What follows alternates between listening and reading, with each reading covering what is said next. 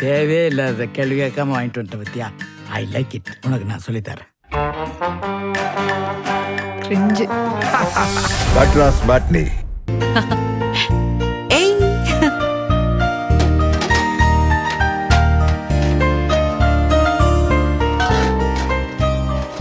அம்மா, அண்ணி, என்னாச்சு?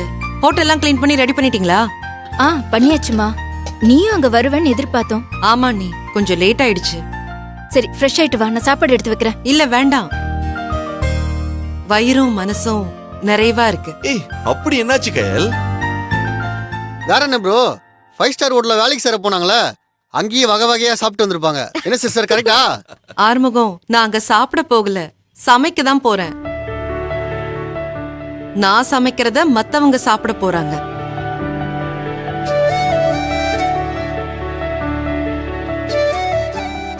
நீங்க சொல்றதும் ஒரு வகையில கரெக்ட் தான்.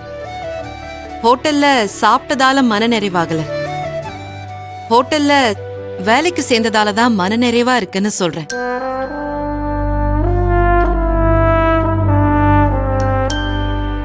என்னதான் எனக்கு சம்பந்தப்படாத வேலையா இருந்தாலும் நம்ம முயற்சியில கஷ்டப்பட்டு நம்ம திறமையாலையும் உழைப்பாலையும் அத்தனை பேர் கலந்துகிட்ட ஒரு காம்படிஷன்ல ஜெயிச்சு இப்போ பெரிய இடத்துல வேலைக்கு போறத நினைச்சா ரொம்ப சந்தோஷமா இருக்கு.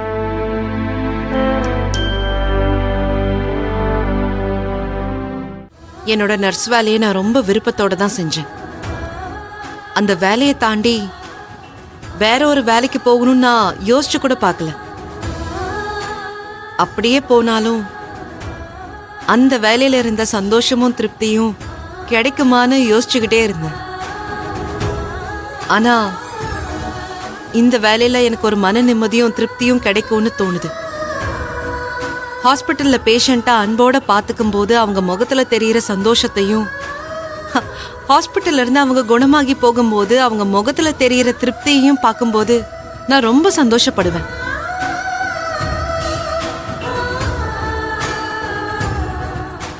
அது மாதிரி நான் இங்கேயும் அன்போட வீட்டுல இருக்கிறவங்களுக்கு சமைச்சு கொடுக்கற மாதிரி சமைச்சு கொடுத்து அது அவங்க வயிறார சாப்பிட்டு மன நிறைவோட திருப்தியா போனாங்கன்னா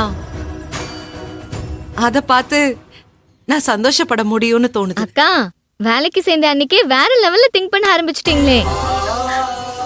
ஆமா கயல், பிடிச்ச வேலையை விட்டுட்டு வேற வேலைக்கு போகும்போது என்னடா இப்படி ஆயிடுச்சேன்னு துவண்டு போகாம கிடைச்ச வாய்ப்பை பாசிட்டிவா எடுத்துக்கிட்டு அதுக்காக சந்தோஷப்படுற பாத்தியா? You are great. இந்த எண்ணமே உன்னை இந்த வேலையில அடுத்தடுத்த லெவலுக்கு கொண்டு போயிட்டே இருக்கும். ஆமா, எப்ப ஜாயின் பண்ண சொல்லிருக்காங்க? நாளைக்கே ஜாயின் பண்ண சொல்லிட்டாங்க. அப்போ ஷெஃப் மேடம் நாளையில இருந்து பிஸியா இருப்பீங்க. அப்படிலாம் சொல்ல முடியாது, ஆனா எப்படி இருக்கும்னே தெரியல. நம்ம ஹோட்டலுக்கு அடிக்கடி வந்துட்டு போக முடியுமான்னு தான் நான் யோசிச்சுட்டு இருக்கேன். கயல், நம்ம ஹோட்டலை பத்தி நீ கவலைப்படாத. அதான் நாங்க இவ்வளவு பேர் இருக்கோம்ல, நீ உன் வேலையில மட்டும் கவனம் செலுத்து. ஃப்ரீயா இருக்கும்போது ஹோட்டலுக்கு வந்தா போதும். ஆமா கயல், அக்கா சொல்றதுதான் கரெக்ட். அதான் நான், அக்கா, அத்தை, ஆறுமுகம் நாங்களா இருக்கோம்ல, நாங்க மேனேஜ் பண்ணிக்கிறோம். ஆமா, நானும் இத சொல்லணும் தான் இருந்தேன். இப்போ நான் அந்த வேலைக்கு போயிட்டு இருக்கும்போது நீதான் இவங்களோட இருந்து மூர்த்தி வர வரைக்கும் ஹோட்டல் பொறுப்பெல்லாம் பாத்துக்கணும். இதையெல்லாம் நீ சொல்லணுமா? நான் பாத்துக்கிறேன். தம்பி, உங்களுக்கு எதுக்கு சிரமம்? நான் தான் இருக்கேன்ல, நான் பாத்துக்கிறேன். அண்ணி, எத்தனை வேலையை தான் நீங்களே பாத்துக்க முடியும்? அம்மாவும் நீங்களும் கிச்சன் செக்ஷன்ல இருந்தீங்கன்னா மத்த வேலையெல்லாம் எழிலும் ஆறுமுகம் தானே பாத்துக்கணும். சிஸ்டர், ஹோட்டல் கொஞ்சம் டெவலப் பண்ணதுக்கு அப்புறம் சர்வீஸ்க்கு ஆள் போடலாம், அப்பதான் கொஞ்சம் ஈஸியா இருக்கும். அப்படி ஆள் வந்துட்டாங்கன்னா எழில், நீ கேஷ் கவுண்டர்ல உட்காந்து கணக்கெல்லாம் பாத்துக்கோ, சரியா? மூர்த்தி வந்ததுக்கு அப்புறம் நம்ம அவங்க கிட்ட ஒப்படைச்சிடலாம். ஓகே கயல், பாத்துக்கலாம்.